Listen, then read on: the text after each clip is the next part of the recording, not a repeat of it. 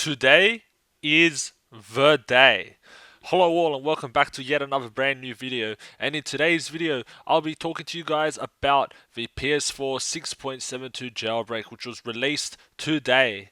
Now, just a disclaimer before we do go ahead, please note that this is only for firmware 6.72. I'll be showing you how to update to this firmware if you're below it, and I'll be showing you how to use the exploit. One other disclaimer is that the dev that has released this has also stated that this is very buggy, and you actually have to try up to 12 times sometimes. They even said it here, where is a dozen? You have to try up to 12 times for it to work sometimes. It's just that buggy. So we'll go through and we'll try and see if we can get it on the first try. I highly doubt it, but yeah, let's see what we can do. Something else to note is that specterdev is still working on his version of this. Now, this dev here is a new dev, so I'm not too sure really what they're like yet, but it seems that quite a few people are reporting that it's actually working, so I'm going to go ahead and try it, and we can see what happens. So, first things first, you want to download the 6.72 firmware if you're not on it, so that you can update the PlayStation to that firmware. So, ZekX, however you say that, has provided a link to it. You can click on the link here and it'll go to his Twitter, and then you just click on the mega link, and then you just click the download button. So this is like a gigabyte size. This is for recovery, so it'll take a bit of time to download. I've already downloaded it. I'm not going to do it again. So once you've gone ahead and downloaded that, you can then go ahead and make the folder directory that you need. So what you want to have is a folder on your USB. So you're going to need a USB. Make sure you plug it in and it's formatted to something like FAT32 or exFAT. The PlayStation can read both of them.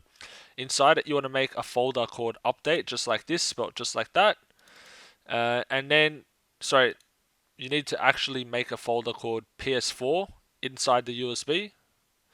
Then you need to write the folder update inside the PS4 folder, and then in here you'll have your PS4 update file that we've just downloaded.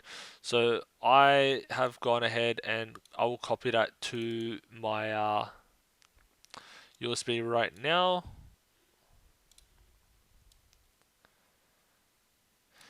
And I already had a folder labeled PS4, so this will just put it in the directory and make any files it needs.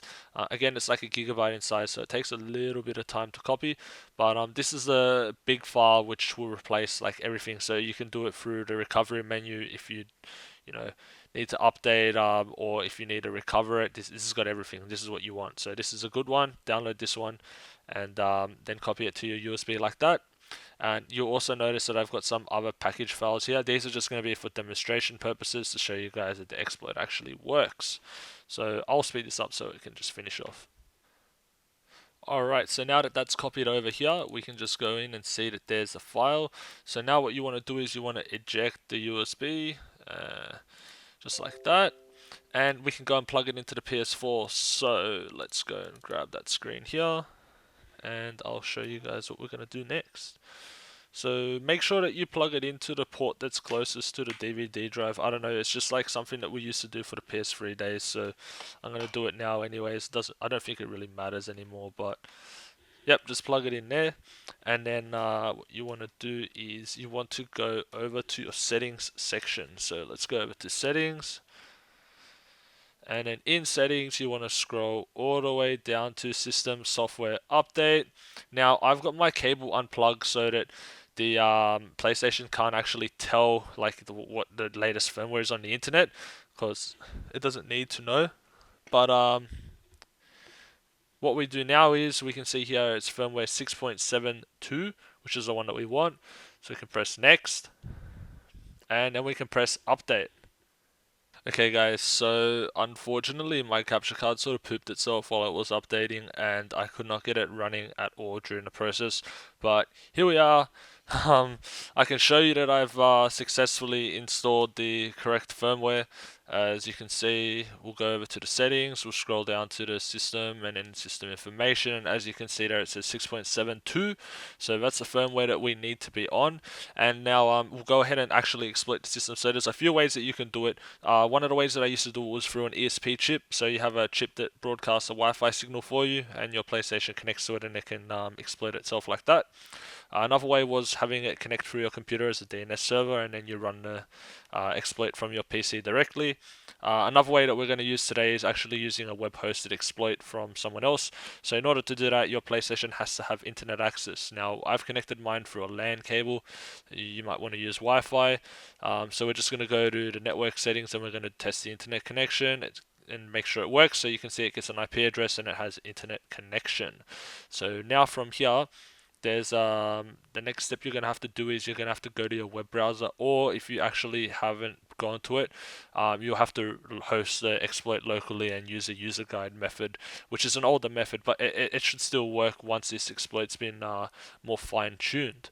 So for me, I believe that this PlayStation has used the internet before, so I can go to the internet browser, and then from here, I will show you what you need to type in order to exploit the PlayStation. So let me just close this real quick, and here we are. So there's a few websites that you can use. I'm going to use this one here. It's https ://cbps.xyz/672. Pretty much just using it because it's the top one, so you guys can do the same. I think that might be the official one as well. So what you need to do is click on enter URL, and from there you want to type in https.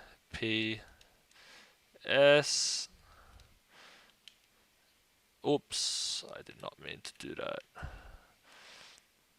It's been a while since I used a PlayStation, but like that, https, and then where is the colon? In here, so colon //cbps.xyz /672, and then you put a slash at the end, and then you hit enter, and it'll load the page. So again, please read carefully. So just make sure that you're sort of aware of what you're doing. You have to do this as 2 steps at a time. So first off, you need to click jailbreak, and then you want to click mirror after. You can't click mirror first, otherwise this won't work, and you can't just click jailbreak, otherwise it won't work. You have to click jailbreak first, which I'll do here. And if it works, it'll come up and it'll give us a message. It'll say that we're all set, and it'll say that there was enough system memory. If it doesn't work, it might crash, which we'll see what happens shortly, and then we'll have to try it again. Now, it's been reported that, like I said earlier, this can take up to 12 attempts for it to work, and it can take some time for it to even work at all. So this is one of the this is the only method that's currently available for 6.72, but it is nowhere near as stable as the 5.05 method, so just keep that in mind. Now, I'm going to speed up the video from here to show you what happens. If it hangs for too long, like maybe 5 minutes, I'm going to just restart the PS4 and try again. And I suggest you do the same. Okay, so looks like we're having some issues, so I'm going to reboot the PS4 and try again.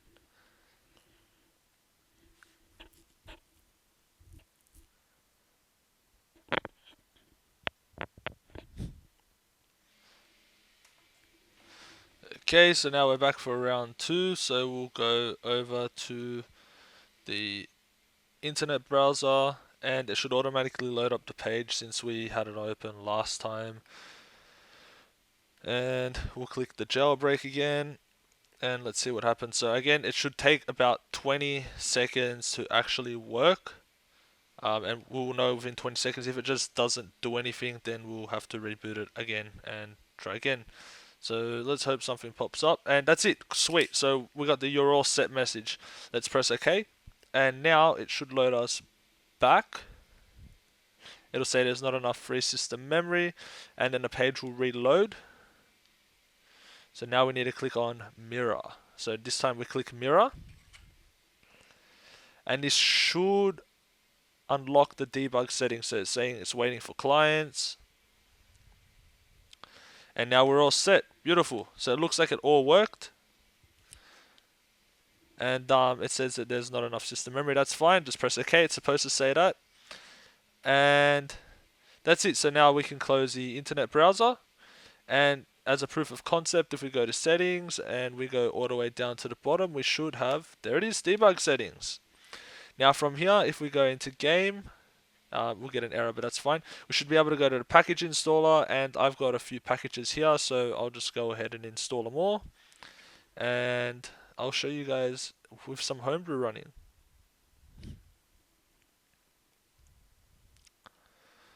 So I installed my NES emulator, my Sega emulator, and my Rebug theme.